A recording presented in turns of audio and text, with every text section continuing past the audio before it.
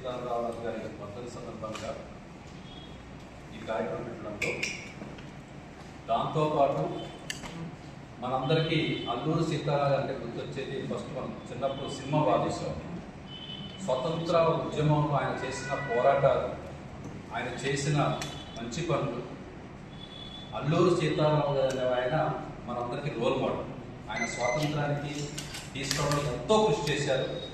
ఆయన మాటలు రొదర్ఫర్డ్ ఇక్కడ కావచ్చు అనే ఆ మాటలు ప్రతి ఒక్కరిని కూడా ఇన్స్పిరేషన్ చేస్తూ ఆయన జీవితం కేవలం స్వాతంత్రం కోసమే పోరాడడం, ఫ్యామిలీని పక్కన పెట్టి, అంటే ఆయన ఒక దేశభక్తి కలిగిన నాయకుడు.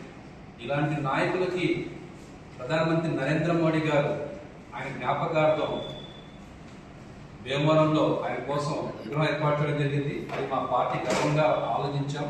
స్వతంత్ర సమరయోధుల్ని గుర్తు తెచ్చుకోవడంలో భారతీయ జనతా పార్టీ ముందుంటుంది. అలాంటి నాయకుల్లో గొప్ప నాయకుడు అల్లూరి సీతారామరాజు. ఆయన గురించి ఎంత మాట్లాడినా తప్పే. నాకు ఇలా ఈ అవకాశం ఇచ్చిన పార్టీకి ధన్యవాదాలు తెలియజేస్తున్నాను.